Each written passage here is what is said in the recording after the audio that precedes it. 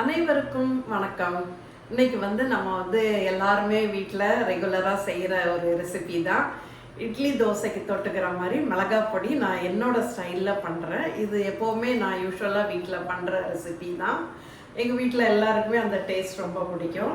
நீங்கள் கூட இதே மாதிரியே பண்ணலாம். ஆனால் நான் செய்கிறத இன்னைக்கு தேவையான பொருட்கள் உளுந்தம்பருப்பு, கடலைப்பருப்பு, கொஞ்சம் எள், அப்புறம் பூண்டு, காஞ்ச மிளகாய், கட்டி பெருங்காயம், கருவேப்பிலை, கொஞ்சமாக புளி. இது தேவைன்னா போட்டுக்கோங்க. இது அளவு நான் இந்த கப்பில் தான் இன்றைக்கி எடுக்க போகிறேன். நான் இதை எந்த கப்பில் அளக்குறீங்களோ அதே அளவுக்கே நீங்கள் எல்லாமே அளந்துக்கோங்க. இதில் நான் இந்த உளுந்தம்பருப்பு 1 கப் எடுக்கிறேன். இதில் 1 கப்பு நம்ம இந்த எடுத்தோன்னா கடலைப்பருப்பு 1/2 கப்பு எடுக்கணும். இந்த அளவுக்கு நான் எடுக்கிறேன் உளுந்தம்பருப்பு. அதை நான் எடுத்து வச்சுக்கிறேன். ஃபஸ்ட்டு லேசாக எண்ணெய் ஊற்றி இந்த கட்டி பெருங்காயத்தை அந்த எண்ணெயில் பொரிய விட்டுக்கணும். ஒரு 10 கிராம் அளவுக்கு எடுத்துக்கலாம் கட்டி பெருங்காயம். அது நல்லா கொஞ்சம் சின்ன சின்னதாக இது பண்ணிக்கலாம்.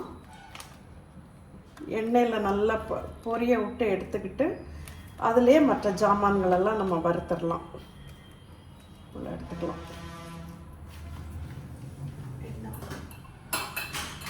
அது பொரியிற அளவுக்கு எண்ணெய் ஊற்றினா போதும்.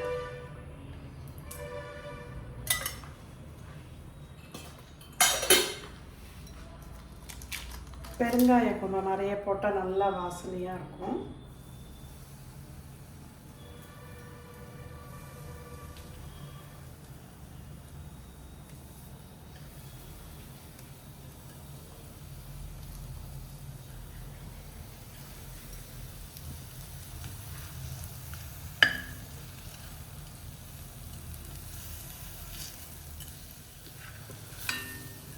நல்லா கொஞ்சம் பொரிஞ்சு வர அளவுக்கு பெருங்காயத்தை வறுத்துக்கணும்.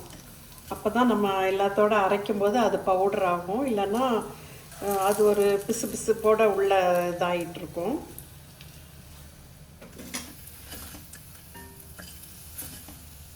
நல்லா வறுபட்டுருச்சு. அதை நம்ம தனியாக எடுத்து வச்சிடலாம்.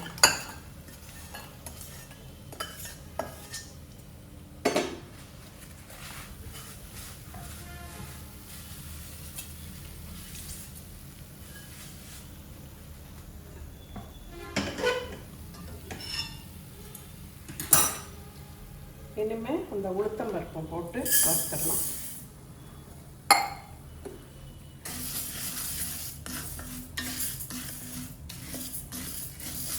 இதை ஸ்லோ ஃப்ளேமில் வச்சு நல்லா அழகாக பொன்னிறமாக வறுத்து எடுக்கணும். கறியை விட்டுறக்கூடாது.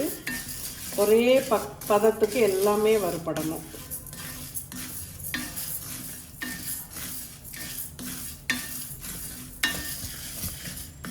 8லேருந்து 10 நிமிஷம் வரை ஆகும் நம்ம மெதுவான தீயில் வச்சா.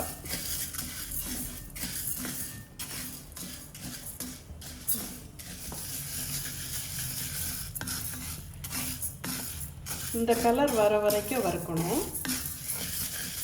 இன்னும் ஒன்று வெள்ளை இருக்குது, அதையும் கரெக்டாக வறுத்துக்கலாம். நம்ம இதை எடுத்துடலாம். கரெக்டாக வறுபட்டுருச்சு.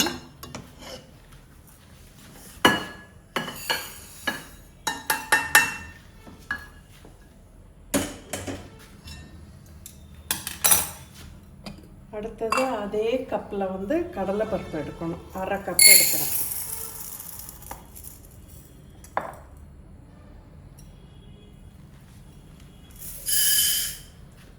இதையும் அதே மாதிரி கைவிடாமல் கிளறி கருகாமல் அழகாக வறுத்து எடுக்கணும்.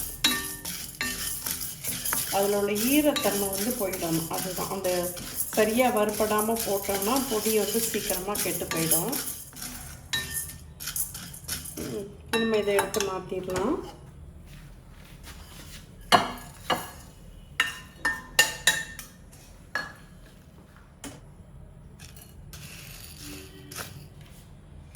அடுத்தது அதே கப்பில் 1/4 கப்புக்கு எள்ளு எடுத்துக்கணும்.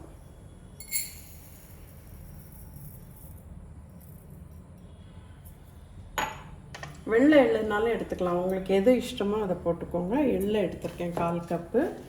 இதையும் போட்டு நல்லா பொரிய விட்டுடலாம். ஒன்னொன்னையும் தனித்தனியாக தான் வறுத்து எடுக்கணும். ஏன்னா அது வறுக்கிற டைமிங் வந்து வித்தியாசப்படும்.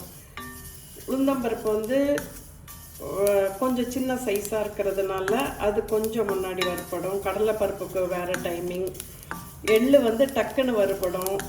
அதனால் ஒவ்வொன்றுத்தையும் தனியாக தான் வறுத்து எடுக்கணும். நம்ம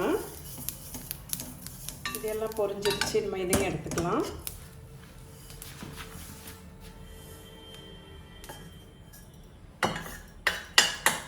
காஞ்ச மிளகாய் இதில் நான் 2 டைப் வச்சுருக்கேன். இந்த மிளகாய் வந்து கொஞ்சம் ரொம்ப காரம், அதனால் மொத்தமாக ஒரு 30 மிளகாய் வேணும். 5 7 10 12 15 இதில் ஒரு 10 போட்டுக்கிறேன். இன்னும் ஒரு 5 மிளகாய் சேர்த்துக்கலாம். 25லேருந்து 30 மிளகாய் போட்டுக்கோங்க. உங்கள் காரம் தேவை, இன்னும் நல்ல காரமாக சாப்பிட்றவங்கன்னா கூட ஒரு 5 மிளகாய் போட்டுக்கலாம். மிளகாவும் வறுபட்டுருச்சு, அதையும் எடுத்துடலாம்.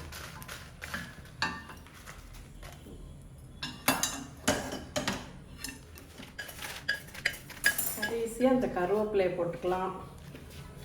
ஒரு கைப்பிடி அளவு, இந்த அளவு கருவேப்பிலை போட்டுக்கோங்க. நான் முதல்ல கழுவி நிழலில் காய வச்சுருந்தேன், அதையும் போட்டுக்கிட்டு பூண்டு ஒரு 10-12 பல் பூண்டு, அது வந்து தோலோடு இருந்தால் கொஞ்சம் நல்லது. அப்புறம் இவ்வளோ தான் புளி தேவைன்னா போட்டுக்கோங்க, இல்லைன்னா விட்டுருங்க. இதையும் நல்லா வறுத்து எடுத்துடணும். கருவேப்பிலையில் அந்த ஈரமே இல்லாமல் கருவேப்பிலையும் நல்லா வறுபட்டுருச்சு. சத்தம் கேட்குது பார்த்தீங்களா? இப்படி எடுத்தால் உடையணும். இந்த பதத்துக்கு வறுத்த உடனே நிறுத்திடலாம். இனிமேல் எல்லாத்தையுமே கொஞ்சம் ஒரு 10 நிமிஷம் ஆகும். ஃபேனில் ஆற வச்சிடலாம். சூடாக இருக்குது. நல்லா ஆறின பிறகு நம்ம மிக்சியில் அரைக்கலாம். இதில் ஃபஸ்ட்டு வந்து நம்ம மிளகாவை தான் அரைச்சிக்கணும். எல்லாத்தையும் ஒன்றா போடக்கூடாது. ஒன்றா போட்டோன்னா இது சரியாக அரைப்படாது மிளகாய். அது கூட நம்ம தேவையான உப்பையும் போட்டுடலாம். மிளகாய் நல்லா நைஸாக அரைப்பட்ட பிறகு பருப்புகளெல்லாம் போடலாம். உப்பு உங்கள் தேவைக்கு ஏற்ற மாதிரி போட்டுக்கிடுங்க.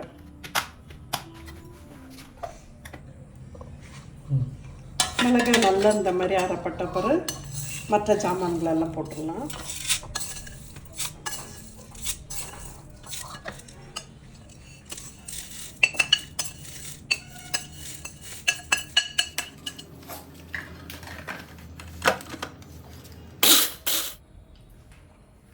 இப்போ இல்லை,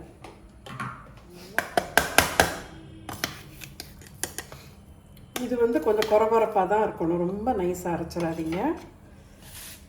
கடைசியாக அந்த கருவேப்பிலை பூண்டு எல்லாத்தையும் போட்டு அரைச்சிடலாம். உப்பு டேஸ்ட் பார்த்துக்கிடுங்க. பத்தலைன்னா 2வது இந்த டைம் போட்டுக்கலாம். அரைச்சாச்சு. இது மாதிரி கொஞ்சம் ஆற விட்டுடலாம்.